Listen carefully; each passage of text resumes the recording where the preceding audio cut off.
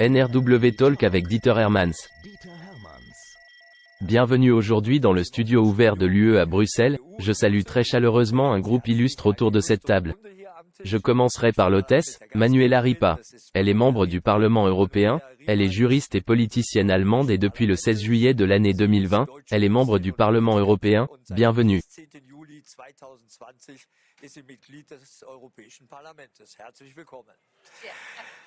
Ensuite, nous avons une autre invitée féminine à notre table, à savoir Syria Berli. Elle vient de Suisse, de la très haute montagne, et elle a atteint avec son entreprise, Swisstalk, entre-temps des entreprises leaders de Suisse sur les outils du futur et leurs groupes cibles. Bienvenue à elle.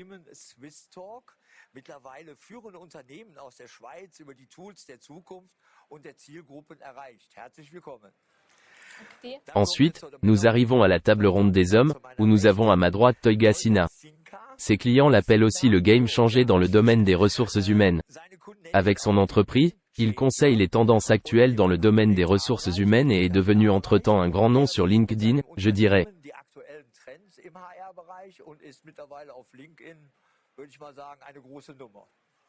Merci. Ensuite, j'ai Fabian Mahnke, ici à ma gauche. Fabian Mahnke est devenu le pape, ou comme on dit, un nerd de l'informatique et un passionné d'ordinateur qui s'est lancé dans le marketing en ligne en l'an 2010. Entre-temps, il se qualifie d'expert en intelligence artificielle et en automatisation. Bienvenue à lui. Merci. Et enfin, déjà connu depuis la dernière émission, Andreas Wollermann, qu'on appelle aussi le GEN Influencer. Il s'est donné pour mission de conseiller les entreprises sur la différence entre les générations, avec des contenus, en visitant des institutions sociales et en informant en conséquence, je dirais, sur la situation d'un GEN Influencer dans les entreprises de nos jours.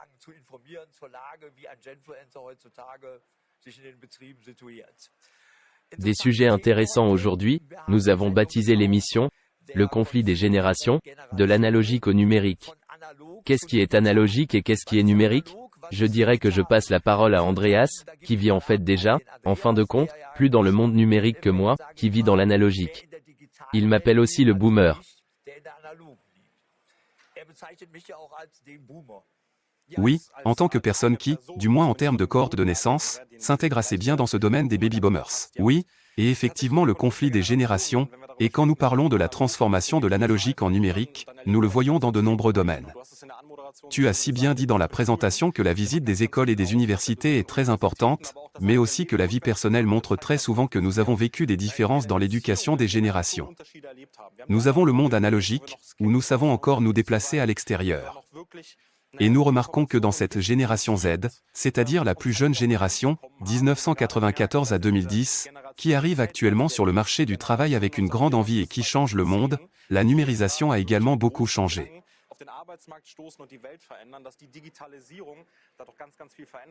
Cela apporte de très nombreuses perspectives et possibilités, mais crée peut-être aussi un peu de confusion chez les générations plus âgées dans le monde analogique.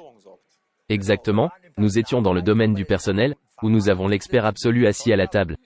Toigar, qu'en pensez-vous ? Il y a déjà de sérieuses différences, on les voit entre les jeunes et les moins jeunes.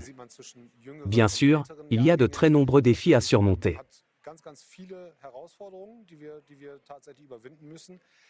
La différence se fait alors sentir dans l'utilisation du monde numérique analogique, ce qui ne veut pas dire que c'est toujours aussi dramatique que ce qui est présenté dans les médias.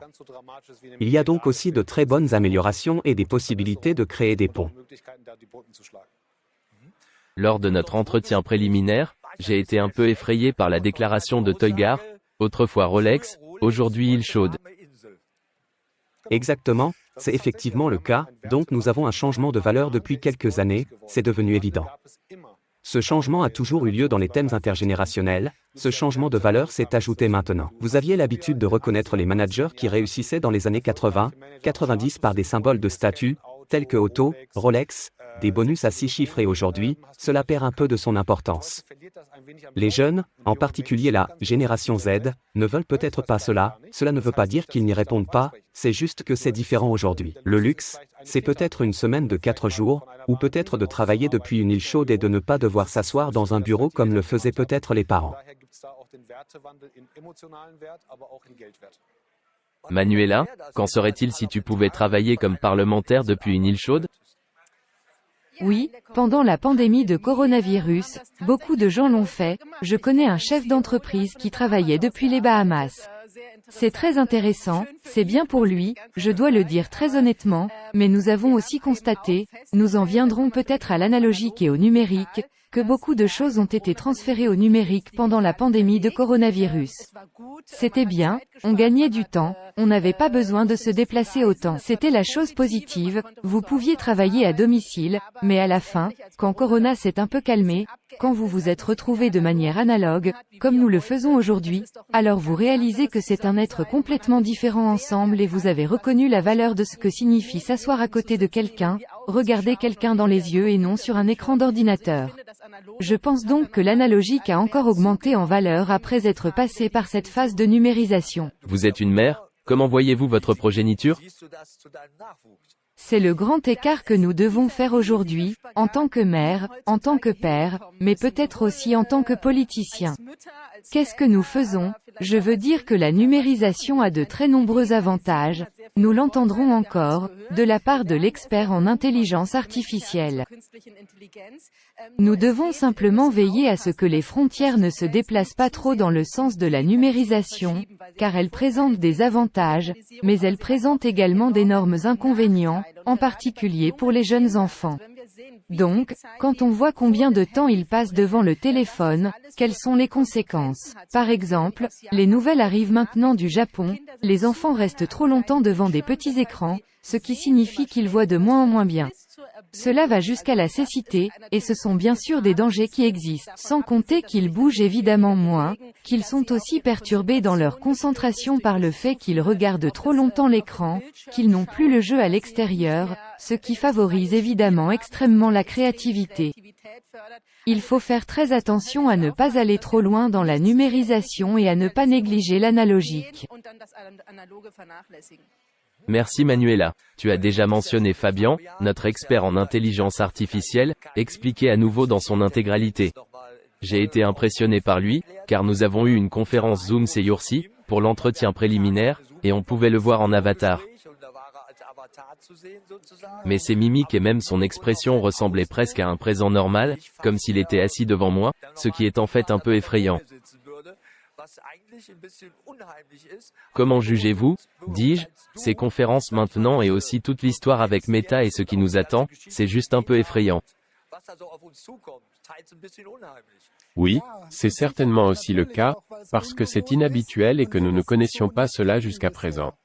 Je suis également d'avis que nous devons veiller à ne pas introduire trop peu de numérisation. J'ai aussi un fils de 2 ans. Nous veillons aussi à ce qu'il soit beaucoup dehors et à ce qu'il ait encore peu de contact avec le téléphone portable. Il est clair que c'est aussi extrêmement important, mais nous ne devons pas non plus manquer ce point où il est vraiment important d'effectuer des promotions ciblées et de prendre des mesures pour que les jeunes soient aussi encouragés dans la numérisation et les thèmes numériques.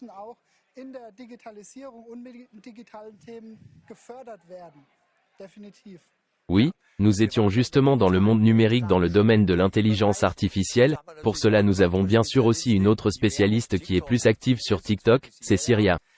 Ton expérience, tu conseilles des entreprises de renom, comme de grandes compagnies aériennes en Suisse, etc. Comment réagissent-elles? Comment tu les emmènes? Fondamentalement, il s'agit toujours de savoir ce que l'on veut montrer à un groupe cible, puis de se demander comment on le fait. En fin de compte, il s'agit partout de savoir comment faire passer quelque chose, comment communiquer. Car quel que soit le message, on peut le faire passer de différentes manières, et c'est souvent le problème. Je vais dire que le défi est de savoir comment faire passer un tel message, et dès que l'on comprend comment le faire, ces points apparaissent.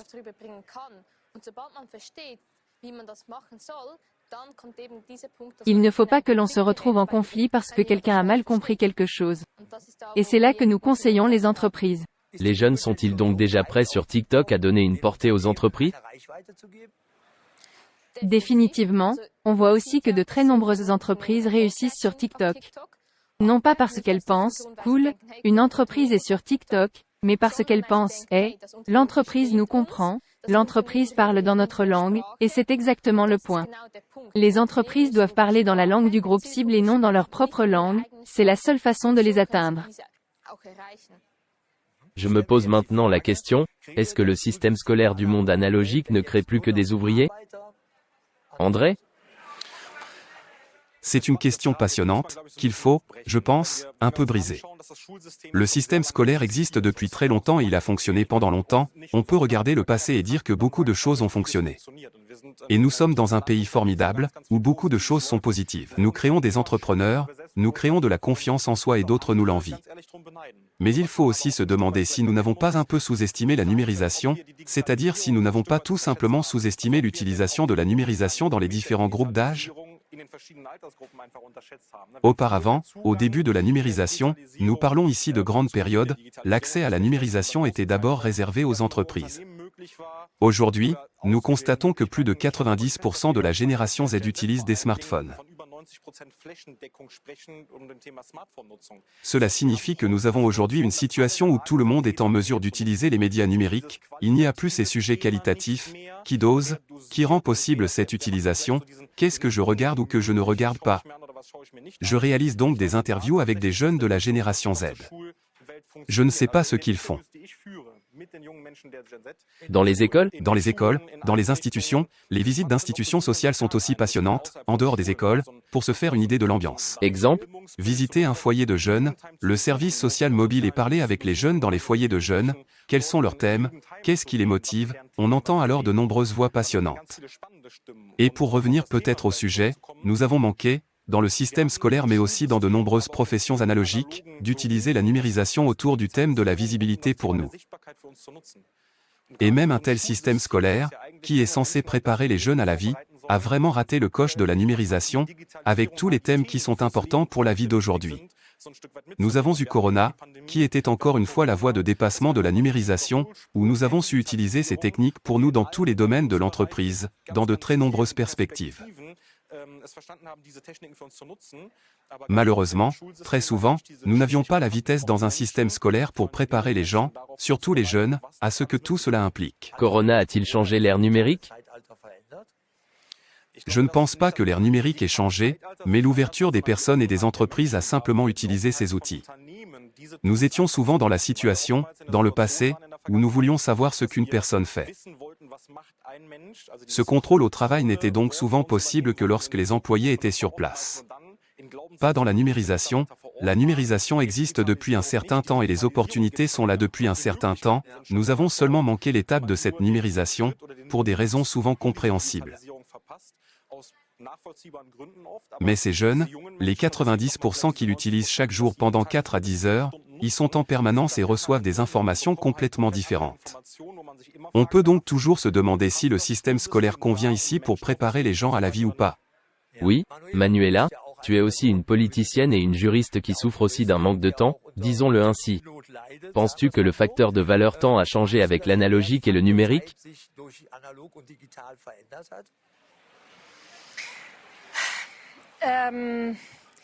Disons qu'avec la numérisation, la vie s'accélère. Avant, on avait peut-être le temps, quand on était en réunion, de se rendre à la prochaine réunion. Pour cela, il me faut d'abord le temps de m'y rendre. Mais aujourd'hui, les réunions s'enchaînent et, pour en revenir à Corona, il est intéressant de noter qu'au début, le monde était immobile. Tout à coup, personne ne savait quoi faire et vous aviez soudainement plus de temps pour vous promener ou autre chose. Mais ensuite les gens ont eu le truc et soudain, une conférence après l'autre est arrivée et vous étiez encore plus stressé qu'avant. C'est pourquoi je dis que tout a ses avantages ou ses inconvénients et vous venez de parler de promotion ciblée et je suis d'accord avec cela. Ce n'est que lorsque ce soutien commencera et que ce qui doit être donné exactement aux enfants pour qu'ils s'en occupent correctement et je pense que nous avons besoin d'une éducation aux médias à la maison, nous avons besoin de compétences médiatiques à l'école et aussi pendant les loisirs. Les enfants qui ont Internet à leur disposition, c'est-à-dire qu'ils peuvent tout regarder, ils sont bombardés d'informations de tous côtés. Qu'ils puissent aussi filtrer ce qui correspond à la réalité et ce qui est une fake news, car c'est aussi un énorme problème qu'apporte la numérisation. Es-tu d'avis que le système scolaire est encore adapté à notre époque d'abondance de connaissances et d'informations? Si nous regardons le système scolaire, nous constatons une évolution vers un programme de plus en plus chargé, qui enseigne toujours plus de mathématiques, toujours plus d'allemand, qui bombarde toujours plus les élèves. Et ce qui a malheureusement diminué dans le programme scolaire, ce sont les matières comme la musique, comme le sport, comme les arts. Donc, cela signifie donner aux enfants un équilibre, ne pas avoir à apprendre constamment, mais aussi faire face à la pression. Comment puis-je relâcher la pression? Comment puis-je m'occuper différemment? Et cela a diminué, je pense. Pour cela, le curriculum devrait être revu pour que les enfants valorisent aussi les matières artistiques et les sportifs car ils sont tout aussi importants. Un sujet intéressant, même pour Andreas, qui y participe toujours à fond. Trouves-tu que le système scolaire actuel est adapté? Donc, si je suis honnête, peut-être que cela n'a rien à voir avec aujourd'hui.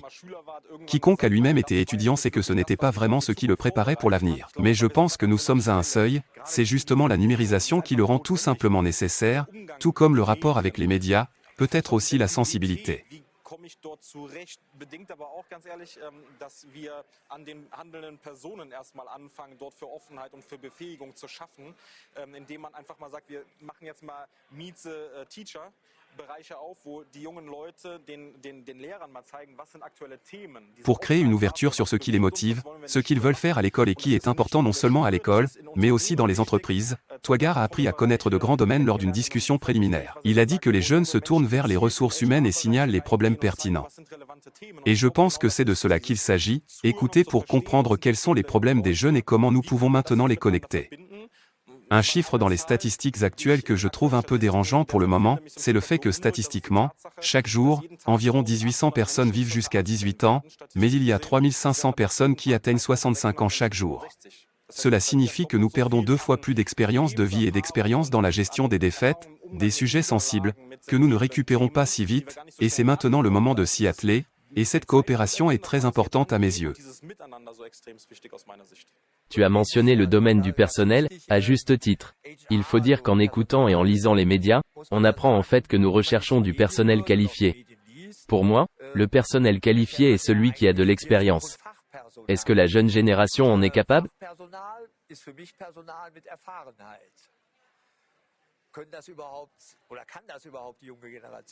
C'est une question très courte, mais très complexe. Donc ça commence effectivement dans l'éducation. J'aimerais bien que l'école enseigne des choses comme des soft skills, comme le développement personnel ou qu'est-ce que l'empathie. Comment puis-je me présenter dans une équipe et comment puis-je peut-être lutter contre des opinions différentes sans discuter et comment puis-je devenir plus résilient? Nous devons apprendre cela d'abord, à l'école, et pas toujours demander si vous avez lu Faust de Goethe, ce qui est également important, je ne veux pas remettre cela en question. Mais pour ce qui va suivre, c'est tout autre chose. De plus, avec la combinaison de la numérisation, j'allais justement le dire à Manuela, le danger n'est pas que l'enfant passe presque 16 heures sur la tablette, le danger est le papa ou la maman qui n'ont aucune idée du danger que cela peut représenter pour l'enfant. Cela signifie que nous punissons les jeunes adolescents, pour ainsi dire, parce que nous ne savons pas nous-mêmes comment y faire face et ne connaissons pas les possibilités, qui peuvent être canalisées. Si nous trouvons cela aujourd'hui, pour revenir à votre question, ou si nous examinons ce point. Ganz viele junge Menschen sind sich über ihre Fähigkeiten gar nicht bewusst. Es ist ganz einfach zu sagen, ich will Veränderung, ich kann Veränderung, aber das Verständnis, wie ich das rüberbringe, ist oft nicht da. Und für Unternehmen gilt es genau die andere Seite zu durchleuchten. Da muss man auch mal mutig sein, dann muss man auch mal sagen, was sind denn heute die Fachkräfte, die es mal in den 80ern gab? Les spécialistes d'aujourd'hui veulent de la flexibilité, ils veulent la liberté de choix, l'autonomie, ils veulent une culture de l'erreur sans craindre qu'il y ait des conséquences si vous dépensez 10 000 € du budget et que le retour ne se matérialise pas.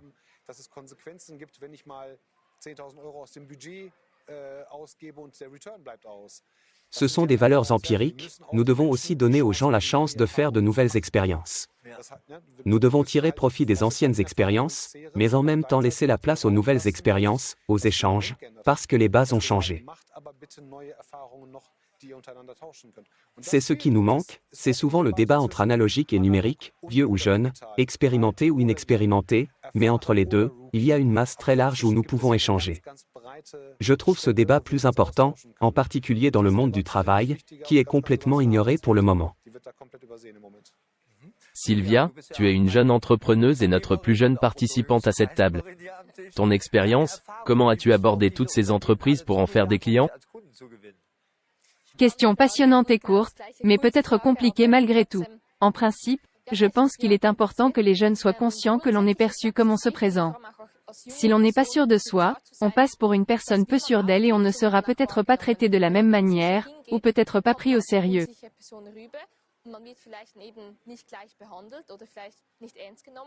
Mais si l'on dit dès le départ, ce sont mes sujets, j'en suis un expert, et que l'on ne se contente pas de parler, mais que l'on montre aussi, parce que je pense que les actes sont bien plus forts que les mots. Si on montre comment quelque chose fonctionne, on a le respect nécessaire, ce qui est toujours nécessaire pour être à égalité avec son interlocuteur. Je pense que si on y parvient et qu'on montre comment, quoi et pourquoi quelque chose fonctionne, alors on obtient, par exemple, de plus gros clients et de plus gros partenariats. Et comment obtiens-tu ce respect? Exactement. Personne n'écoute. Je ne dis pas avec des posts LinkedIn où l'on dit « J'ai réalisé ceci, cela et cela », mais avec des actes. Comment avons-nous mis en œuvre quoi? En montrant notre expertise, en donnant un aperçu et en échangeant. Pas seulement avec des posts LinkedIn superficiels ou des posts sur les médias sociaux dans lesquels on se présente comme un expert, mais où on montre cette expertise. Parce que ce que j'ai trouvé, je trouve ça très dommage. On dit souvent que les boomers ne sont pas ouverts à ça ou que la génération Z n'est pas comprise et ainsi de suite, mais c'est quand même un contre-jeu.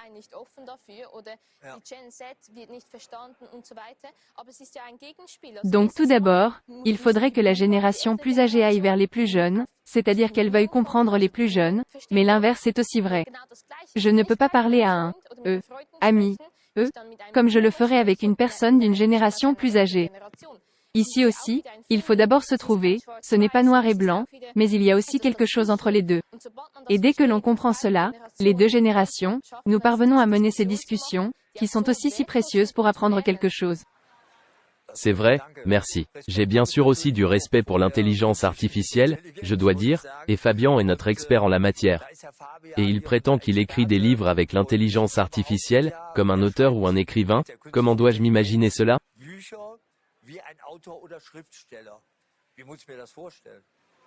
En principe, l'intelligence artificielle a appris à écrire des textes comme les auteurs, comme les écrivains, comme toutes sortes d'autres personnes. Elle a appris ce qui est important pour écrire de manière humaine, comment former des phrases, comment former une grammaire correcte, mais aussi comment écrire de manière émotionnelle. Ce que cela signifie d'écrire de manière agressive, ce que cela signifie d'être gentil, positif, négatif, toutes ces choses, toutes ces émotions, l'intelligence artificielle les a apprises et comprises. Comment l'intelligence artificielle apprend-elle cela? En prenant nos textes humains comme base, c'est-à-dire qu'il a une base de données, il a été alimenté avec des données, basées sur Internet, et il y a beaucoup de textes écrits par des humains. La littérature mondiale, les chansons, toutes ces choses que l'intelligence artificielle a dans sa base de données, a appris les textes et en a formé un modèle, ce que tout cela signifie finalement et donc elle peut l'implémenter elle-même.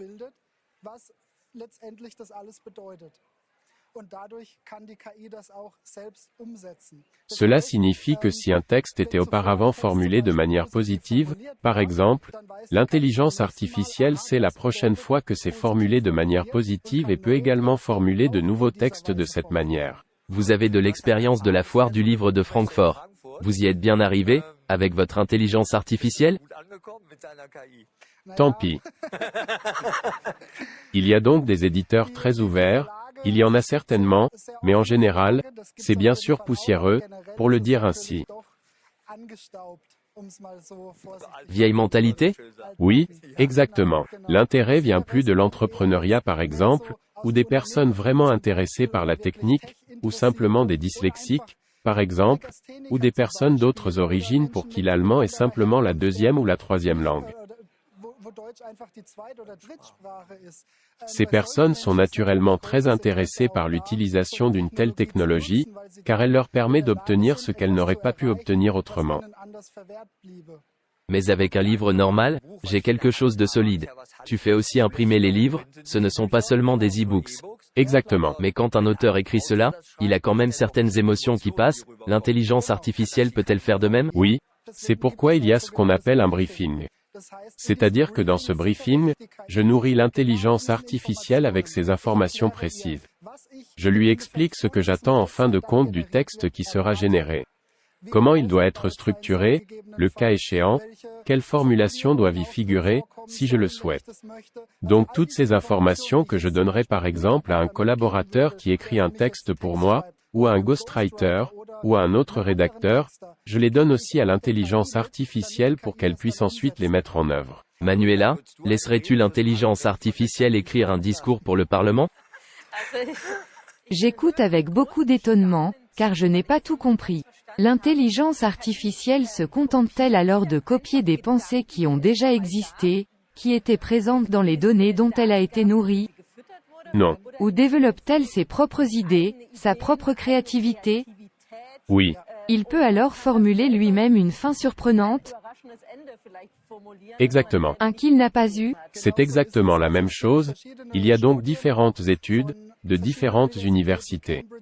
Cambridge ou Harvard, par exemple, ont tout analysé cela et ont constaté que plus de 99,9% du résultat est un contenu unique, qui n'existe même pas encore sous cette forme sur Internet.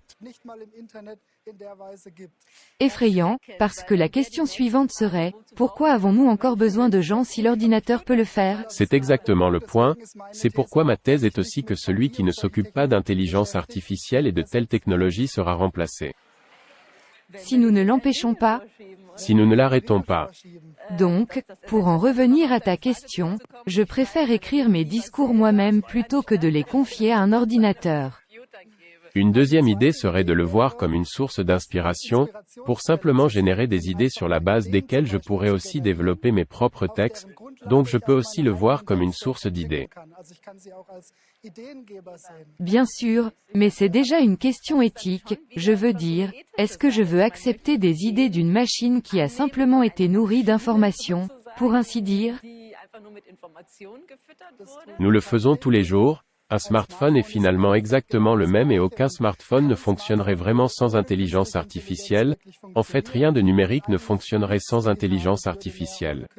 Nous ne remarquons tout simplement pas, même lorsque je parle quelque chose dans mon téléphone portable, l'intelligence artificielle fonctionne déjà en arrière-plan. Oui, mais je ne demande pas au téléphone de créer un texte pour moi. Quand je parle dedans, ce sont toujours mes propres idées. C'est vrai. Je le comprends. L'intelligence artificielle a de nombreux avantages. Elle peut nous aider à générer des progrès technologiques. Seulement quand il s'agit de créativité et de ses propres pensées, je n'aimerais pas trop laisser cela aux machines. D'accord. Je suis d'accord avec toi, je peux le dire honnêtement. Une question pour Andreas, les boomers se considèrent comme la meilleure génération, ils ne veulent pas passer le flambeau? C'est ce que j'ai entendu dire de toi. Je ne prendrai pas cette thèse si au sérieux, qui me frappe, et qui s'inscrit très bien dans ce sujet de l'intelligence artificielle, c'est un certain scepticisme. Peut-être qu'il est logique d'en reparler, que signifie boomer de toute façon? Nous avons eu des générations du baby-boom qui sont arrivées en masse sur le marché du travail, c'était encore le monde analogique. Et le seul facteur qui est le même pour tous, c'est le facteur temps, qui est le même pour chacun d'entre nous, quelle que soit la structure sociale dont nous sommes issus. Nous avons dû passer beaucoup de temps dans le monde analogique pour acquérir des connaissances. Il a juste fallu plus de temps pour obtenir des informations. Si ça n'a pas marché à l'école, j'aurais peut-être eu l'occasion de le faire à la bibliothèque. Si un érudit voulait donner de son temps pour moi, il me donnait plus de connaissances qu'il n'y en avait auparavant et cela prenait simplement plus de temps pour obtenir des choses.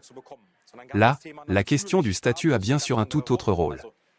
Donc peu d'emplois, beaucoup de gens, j'obtiens un de ces rares emplois avec un statut, avec une mentalité complètement différente, alors cela fait quelque chose à ces gens. Ensuite, vous vous dites, maintenant, j'ai un travail, ce qui explique souvent pourquoi beaucoup de gens restent dans un emploi pendant plus de 20 ou 30 ans, parce qu'avant, on croyait qu'on avait un bon travail et que c'était difficile. Obtenir et c'est pourquoi vous restez là. Ensuite, nous avons constaté que les générations ont changé. La technologisation a changé, nous avons la numérisation qui permet beaucoup de choses, mais aussi des personnes qui occupent des postes de décision et qui ont vraiment du mal à l'accepter. Qui voient souvent le conflit dans les générations de telle manière que tout ce qui est venu après ne sera pas aussi bien pour le moment, parce que nous avons cette surabondance d'informations.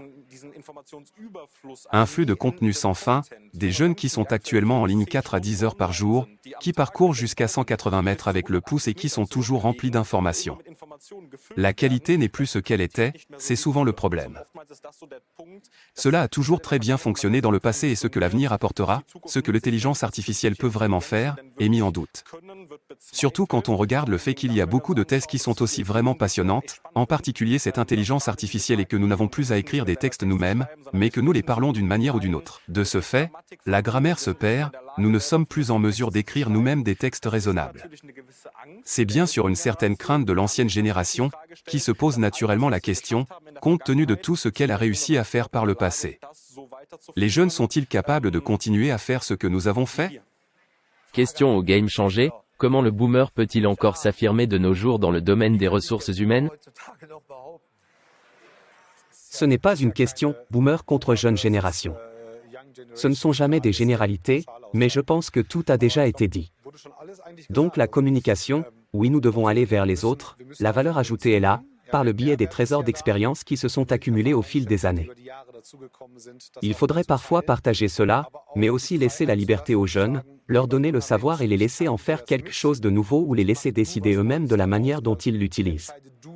La plupart du temps, c'est comme ça, nous recevons quelque chose des plus âgés, puis on nous dit, faites-le exactement comme ça. Ce n'est plus possible, ni par la communication, ni par les possibilités technologiques. Ces conflits surviennent généralement lorsqu'une génération saute, c'est-à-dire la génération Z et les boomers. Parce qu'entre les deux, il y a les millénials et la génération X, qui sont trop éloignés les uns des autres, et là, l'intérêt n'est évidemment pas là et les fronts se durcissent immédiatement.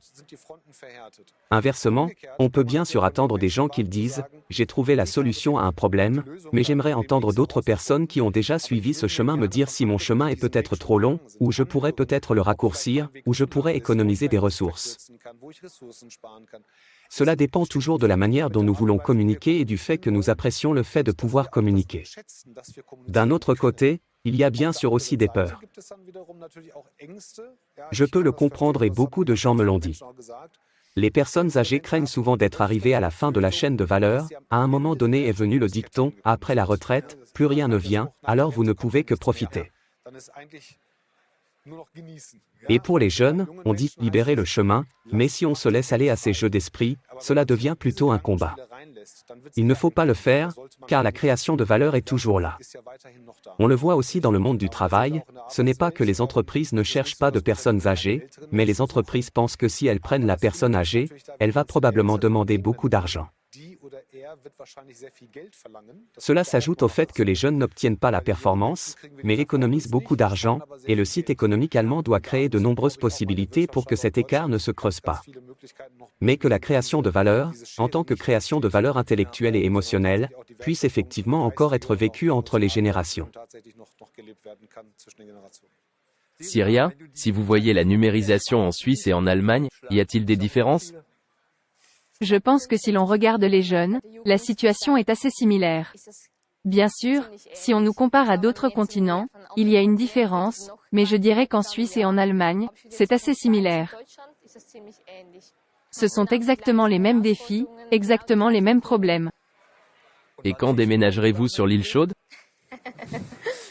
Oui, en ce qui concerne l'île et d'autres valeurs, c'est certainement le cas. Vous devez également garder à l'esprit que dans le passé, il n'y avait aucune possibilité de travailler à partir de l'ordinateur, cela n'était pas connu du tout. En conséquence, vous n'aviez pas du tout cette envie, vous préfériez avoir une belle montre, une grande voiture, non pas que les jeunes ne le veuillent pas, mais vous voyez maintenant d'autres possibilités et vous hiérarchisez simplement différemment et c'est parfaitement bien. Il faut bien sûr aussi tenir compte du changement climatique. Manuela, le système scolaire en Allemagne est un peu à la traîne, quand j'entends par exemple que certaines écoles n'ont même pas de tablettes pour travailler, il y a un manque quelque part. Comment la politique voit-elle l'avenir? Je veux dire qu'il y a des conseils très intelligents, mais ils ne sont pas toujours appliqués.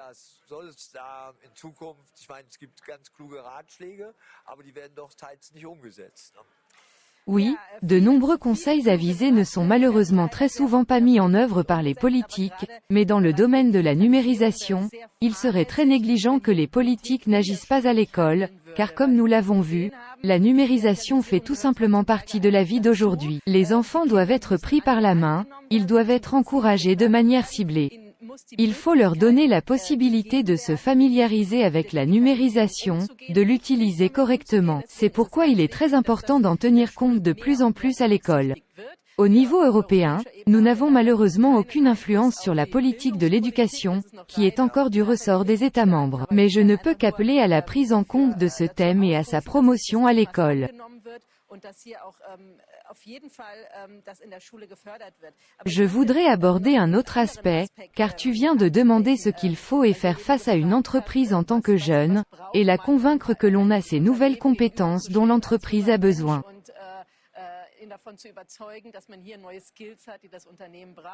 Et je pense que le mot d'ordre est bien sûr une bonne estime de soi, mais je me demande si la numérisation et les médias sociaux favorisent cette estime de soi ou s'ils ne conduisent pas plutôt à ce que de très nombreux jeunes, en particulier les jeunes filles, se remettent plutôt en question.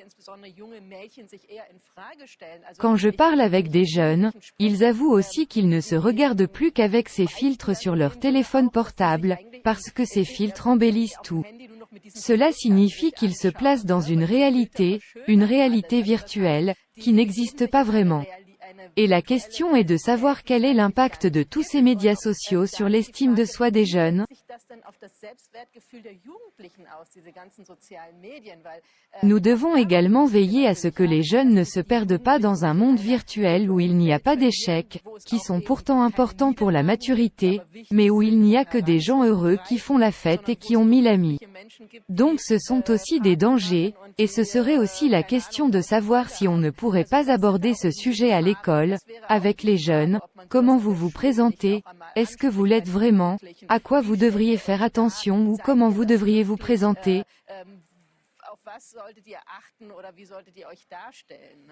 C'est vrai, je ne peux qu'être d'accord avec toi. C'est le déplacement de la coolitude, donc à la puberté. Cela existait déjà il y a 30 ans, les très jeunes filles commençaient à un moment donné à se maquiller et arrivaient ensuite toujours maquillées à l'école. Et celles qui n'avaient peut-être pas accès au maquillage, ou qui ne pouvaient pas le faire à la maison, se sentaient alors toujours un peu plus moches. Tout comme les gars, qui ont toujours été très populaires dans l'éducation physique et les garçons non sportifs n'ont réussi que plus tard, donc cela n'a fait que se déplacer, sur un autre terrain, parce que maintenant le nombre d'abonnés peut déjà faire une impression et c'est peut-être pourquoi vous trouvez quelqu'un de plus joli, mais nous savons aussi ce que Photoshop peut faire. Alors bien sûr, nous devons aussi réfléchir plus souvent, peut-être que ce n'est pas grave, avec un talent dans Photoshop et une souris raisonnable, tu y arriveras, mais cette volonté d'être plus beau, plus rapide, meilleur, a toujours existé.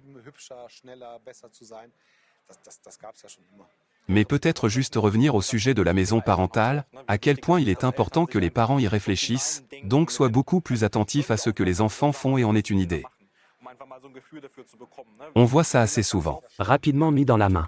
Exactement, c'est souvent une distraction, nous avons déjà eu l'occasion d'en parler, que les parents, pour avoir du temps libre, mettent déjà le téléphone portable dans la main du petit enfant et disent j'ai besoin d'un peu de calme sur l'aire de jeu, mais il s'agit aussi beaucoup plus d'avoir un sentiment sur ce que font mes enfants. Cela doit être un iPhone.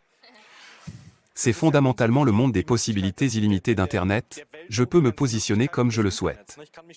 Je peux aussi m'échapper de ma propre réalité, c'est peut-être aussi un point qui compte beaucoup pour beaucoup de jeunes avec qui je parle dans les écoles. Nous n'avons pas que le soleil partout, nous avons des domaines sociaux où Corona n'a pas veillé à ce que les jeunes aillent bien, parce que les établissements qui offraient des repas chauds à midi ou où quelqu'un m'écoutait vraiment avec intérêt étaient fermés. On était enfermé chez soi, dans le monde numérique, où un influenceur ou quelqu'un d'autre me montrait un monde merveilleux dans lequel je pouvais tout simplement m'échapper. Cela signifie qu'il s'agit précisément d'avoir de nombreuses parties prenantes, mais que nous dépendons avant tout de cette coopération, que nous finissions tous par nous faire confiance, par nous écouter et par nous donner les moyens d'agir avec sensibilité. Peut-être encore sur ce thème, comme tu l'as dit, on sait ce que fait Photoshop, je pense que le grand problème est que beaucoup de gens ne le savent pas. Et la question est alors de savoir où se situe l'information, comment il faut l'informer, est-ce que la responsabilité incombe aux parents, est-ce que la responsabilité incombe aux écoles et ce que j'observe souvent, c'est que la responsabilité est toujours repoussée. C'est à l'école de le faire, non, c'est aux parents de le faire et finalement, la victime, c'est la jeune génération qui en souffre. C'est juste ça, à la fin. Vous savez ce que fait Photoshop, une fois que vous le connaissez, vous pouvez le comprendre, mais beaucoup ne le savent pas. Et c'est là que réside le grand danger, il y a la question de savoir comment communiquer cela correctement pour que la jeune génération le comprenne. Bonne question, tu es l'experte de TikTok. C'est une question de bien et de mal, je dirais. Les choses qui y sont postées sont parfois vraiment dévastatrices. Heureusement, TikTok filtre un peu cela. Comment cela agit-il sur les entreprises? Elles doivent aussi partir du principe qu'elles disent alors qu'elles ne veulent pas y entrer. Je pense que les médias sociaux présentent généralement le risque que tu vois des choses que tu ne veux pas voir, que l'on t'affiche des choses que tu ne devrais pas voir. Oui.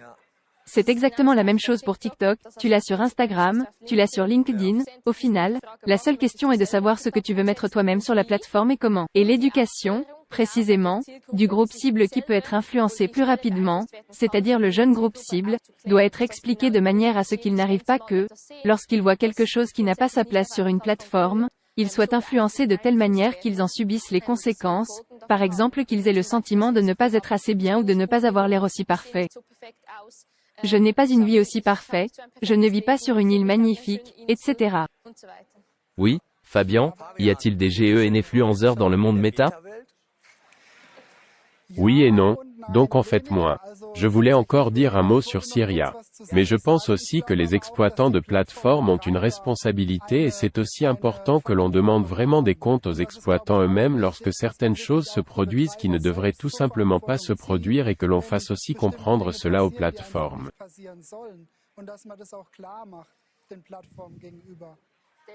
Que l'on ne facilite pas l'espionnage des données, car c'est aussi quelque chose dont on est victime quand tout le monde espionne les données et les transmet ensuite aux entreprises concernées pour qu'elles puissent ensuite faire de la publicité ciblée. Peut-être une question intermédiaire, on parle de TikTok, là on a l'histoire avec la Chine. Les entreprises disent-elles qu'elles ne veulent pas cela? Je pense que les entreprises avec lesquelles je parle ont déjà cette information, donc elles disent par exemple que ce n'est pas un sujet pour elles.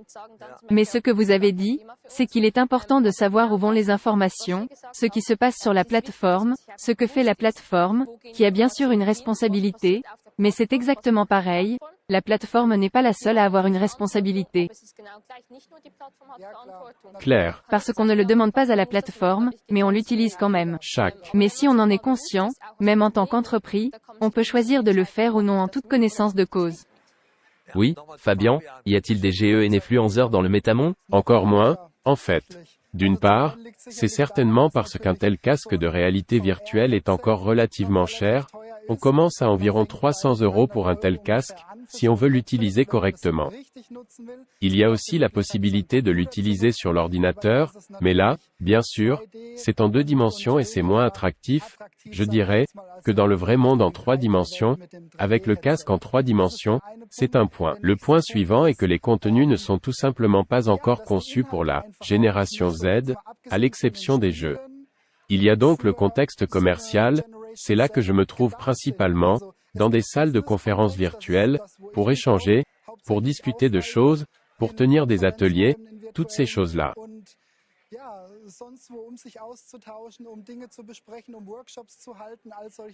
Mais à part les jeux et les ateliers, il y a encore relativement peu de choses qui pourraient attirer la génération Z.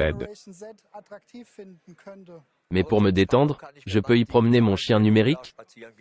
Cela va, bien sûr, cela va de soi. Oui, il y a certainement aussi des choses, mais là je suis moins représenté, de telles plateformes de médias sociaux en réalité virtuelle, cela existe bien sûr aussi. Oui, le numérique et l'analogique, voilà le thème de l'Andreas. Mais je trouve cela passionnant, cela montre aussi combien de perspectives nous avons, quelles croyances il y avait dans le passé et je crois en fait que le travail va simplement changer en tant que valeur. Nous remarquons justement que de nombreuses entreprises ont compris qu'il fallait réagir à cette valeur de workation chez les jeunes en veillant à ce que l'on soit certes un lieu de travail, mais aussi un espace de bien-être, une oasis de vacances, l'île chaleureuse que l'on crée dans une entreprise. Car c'est tout simplement important pour les jeunes.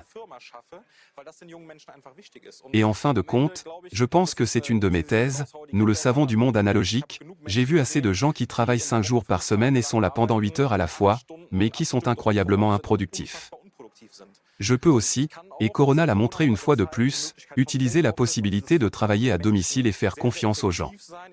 Une semaine de travail de 4 jours peut être très efficace, je dois juste avoir le courage et l'ouverture de regarder ces tendances du futur et de les rendre possibles pour mes employés, si c'est ce que mes employés veulent, si c'est ce que veulent les jeunes, si ce sont vraiment les thèmes. Et là, je peux presque remettre la discussion à droite, parce que nous constatons très souvent ce que je constate déjà dans les entreprises, dans les discussions, il y a tout à coup un baby-foot ou une corbeille de fruits et ils pensent qu'ils font beaucoup pour leurs employés. Mais c'est ce que tout le monde fait, parce que c'est une tendance. Mais on ne le fait pas pour comprendre ce dont les gens ont besoin dans l'entreprise pour tout donner pour que l'entreprise et eux aussi réussissent.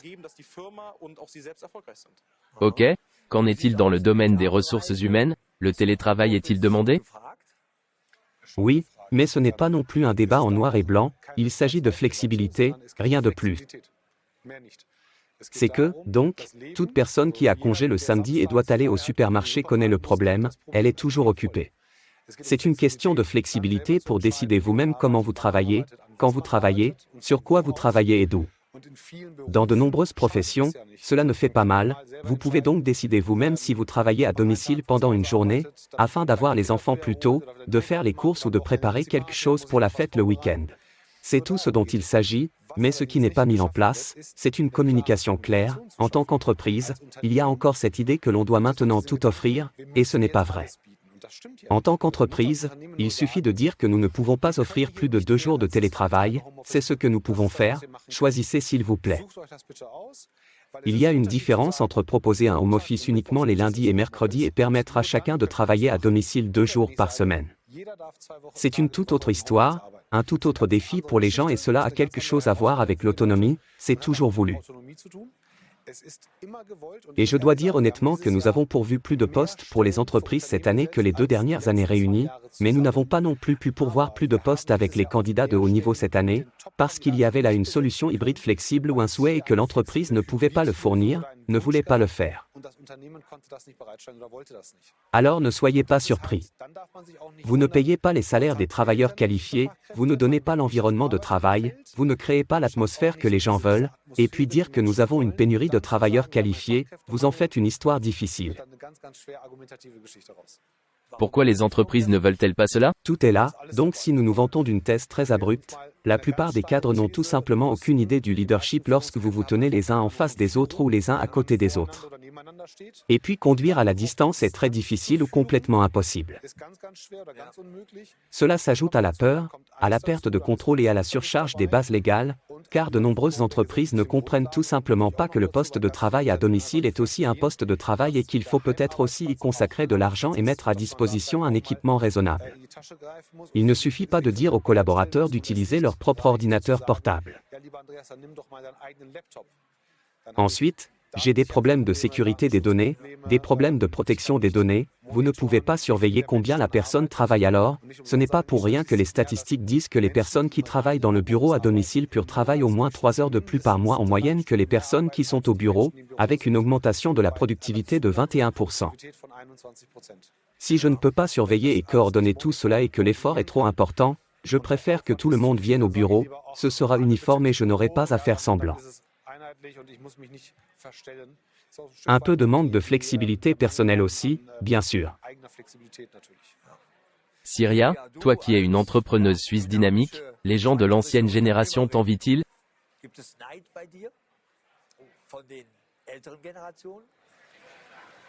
Difficile à dire, si je suis tout à fait honnête, je pense qu'on peut trouver chez chaque génération quelque chose à envier, les plus âgés chez les plus jeunes, mais aussi l'inverse. Par exemple sur le thème de la numérisation, j'imagine que beaucoup de personnes âgées envient les jeunes pour le fait que l'on mette rapidement en place le WLAN, ils ont alors le sentiment que l'on est un technicien. Mais c'est la même chose dans l'autre sens, ils ont peut-être eu un peu de répit, parce que nous sommes tout le temps bombardés de nouvelles informations, de nouvelles sur les médias sociaux, etc. Et cela, les générations plus anciennes ne l'avaient pas du tout. Je crois que l'envie, oui, c'est un problème, mais je ne crois pas seulement des plus âgés aux plus jeunes, je crois aussi l'inverse, et c'est aussi quelque chose de bien, parce que cela signifie qu'il y a des différences entre les générations et que vous apprenez des différences. Et ressens-tu toi-même les jalousies? Soyez honnête, personne n'entend.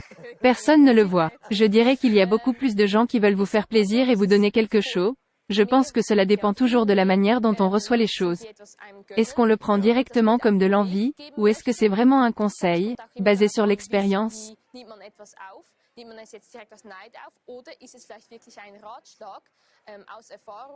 Ce que je remarque, et je pense que c'est extrêmement triste, c'est que les jeunes générations ont le sentiment que lorsqu'une génération plus âgée dit quelque chose, elle pense qu'elle sait mieux, simplement parce que je suis jeune, mais je ne pense pas que ce soit comme ça dans la plupart des cas, que ce n'est pas de l'envie, mais qu'ils veulent faire quelque chose de bien parce qu'ils ont des expériences différentes. Il se peut fort bien que cela ne s'applique pas du tout à la situation, et ce n'est pas vraiment utile, parce que la situation est complètement différente, mais la volonté ou la pensée qui la sous-tend est complètement différente. Alors envie oui, mais je pense que c'est souvent encore plus mal compris. Malheureusement, le temps s'écoule lentement et nous arrivons à une conclusion. Manuela, que retires-tu de la discussion que nous avons eue aujourd'hui et quelle est ta position sur l'analogique et le numérique? Les deux sont importants et nous devons essayer de bien les combiner, car nous venons de parler de la numérisation. Le home office a bien sûr des avantages, la flexibilité, mais nous avons également mené cette discussion ici au Parlement européen, car nous voulions tirer les leçons de la pandémie de coronavirus et peut-être aussi en retirer les bons côtés. C'est ce qui aurait permis aux hommes politiques de mieux concilier vie professionnelle et vie privée, surtout lorsqu'on a de jeunes enfants. C'était très difficile à réaliser, j'ai échoué, je dois le dire très honnêtement, et j'ai également échoué à cause de femmes plus âgées qui ne voulaient pas, qui ne voulaient justement pas, qui voulaient que nous fassions les choses comme avant et qui ne voulaient pas de changement ici. Je trouve cela très grave, car nous avons besoin d'un meilleur équilibre entre vie professionnelle et vie privée, également pour encourager les jeunes femmes à s'engager en politique. Nous avons beaucoup de jeunes femmes formidables et elles devraient aussi en profiter et ne pas dire « je ne peux pas, j'ai des enfants en bas âge, je ne peux pas concilier les deux ». Nous devrions abandonner cela, mais ce qui était aussi très important, oui cela apporte plus de flexibilité, mais on doit aussi avoir le droit d'éteindre simplement l'ordinateur. Maintenant je suis à la maison et maintenant je ne suis plus joignable, il faut en tenir compte. Nous devons donc concilier les deux, parce que les deux sont importants dans notre vie aujourd'hui et nous devons réussir à bien les concilier et à reconnaître les dangers, mais aussi les avantages. Puis revenons à Syria, avant même que les messieurs ne comprennent, votre conclusion. Je pense que tout a des avantages et des inconvénients et qu'il faut veiller à ne pas voir les choses d'un seul côté, mais à regarder quels sont les avantages et ce que l'on peut en tirer, quels sont les inconvénients et comment je peux améliorer quelque chose. Si on y parvient, c'est là qu'on a une situation gagnant-gagnant. Merci Fabien. Je pense aussi qu'il faut avant tout comprendre et montrer pour l'autre génération. Il faut vraiment examiner avec respect pourquoi ils font ce qu'ils font, et comment pouvons-nous nous entendre là-dessus, comment pouvons-nous trouver un consensus et je crois que s'il y a plus de compréhension, dans les deux générations, ou dans toutes les générations, alors nous pouvons aussi trouver des accords, mais d'abord la compréhension doit vraiment être là.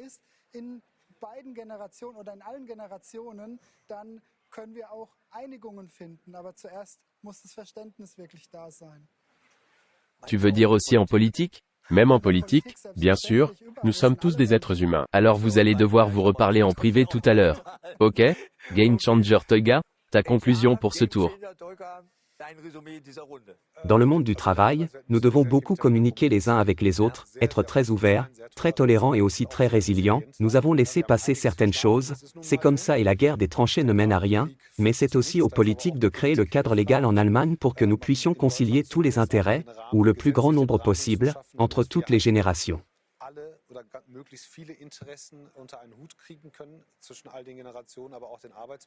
Un exemple peut-être. Par exemple, le travail à domicile ou la semaine de 4 jours. La semaine de 4 jours est donc plus rapide à mettre en œuvre, mais elle échoue lorsque nous sommes malades ou lorsque nous allons au tribunal du travail. Avec une semaine de 4 jours, je peux écrire autre chose sur le contrat de travail qu'avec une semaine de 5 jours. Mais si je vais au tribunal du travail, le juge voudra quand même savoir combien d'heures le jeune a travaillé. Je ne peux pas dire que je mesure les résultats ici et non le temps, malheureusement ce n'est pas encore possible. Et puis les politiciens doivent faire quelque chose. Sinon, l'Allemagne est bien située, nous avons beaucoup d'atouts, mais nous risquons de prendre du retard en Europe, ce qui serait dommage. Parce que le Portugal, l'Espagne, la Croatie et même l'Angleterre après l'introduction de la semaine de 4 jours par le Brexit, ont de meilleures bandes passantes Internet, ont rapidement mis en place des réglementations sur les bureaux à domicile et, dans certains cas, rendent les startups beaucoup plus rapides pour les jeunes qui ne veulent pas travailler dans les entreprises, qui veulent devenir indépendants. Et ils ont aussi stipulé par la loi que les directeurs généraux ou managers n'ont plus le droit de contacter leurs salariés tard le soir, que les heures supplémentaires sont gérées d'une toute autre manière, qu'en général beaucoup plus d'attention doit être portée à la santé mentale. En Allemagne, nous nous laissons aller à un peu de nostalgie et disons que nous pouvons recommencer. Oui, nous pouvons certainement faire beaucoup plus que nous ne le pensons, mais je pense qu'il n'y a pas de mal à montrer à la société que vous vous souciez de vous et que vous voulez changer, car sinon ce sera serré. Merci beaucoup. Feu à volonté, Andreas. Je trouve cette table ronde formidable, surtout parce qu'elle permet d'entendre des points de vue si différents. Où l'on constate simplement à quel point il est utile d'écouter les jeunes et de leur faire un peu confiance. Il faut donc s'éloigner de ces jugements à l'emporte-pièce, s'en détacher complètement et écouter tout simplement ces jeunes. Et on comprend alors que de toute façon, cela ne fonctionnera qu'ensemble. Nous vivons dans un monde de numérisation, dans lequel nous recevons sans cesse et sans fin des contenus. Et cela dans de nombreux domaines, nous sommes également passés à l'anglais. Cela signifie que si nous regardons au-delà de l'Allemagne, nous avons de grands potentiels qui sont demandés, et si nous ne reprenons pas un peu le contact, nous aurons de tout autre sujet que le fait que nous ne nous entendons pas entre nous. Nous perdrons alors de nombreux potentiels à l'étranger et nous aurons à traiter de tout autre sujet. Nous avons encore la chance d'écouter, d'aller à la rencontre les uns des autres, d'avoir confiance en nous. C'est, je pense, le plus beau résumé de cette discussion, à savoir que l'on ne peut y arriver qu'ensemble. Je remercie chaleureusement la table ronde, ce fut une discussion très intéressante, deux mondes se sont affrontés. Malgré tout, cela n'a pas fait de bruit, comme on le dit toujours, et le Doppelboom, qui n'a pas non plus lieu en Allemagne, n'a pas eu lieu non plus. Et sinon, je dirais que je souhaite à nos téléspectateurs un très bon Noël, une bonne année, et restez en bonne santé, merci.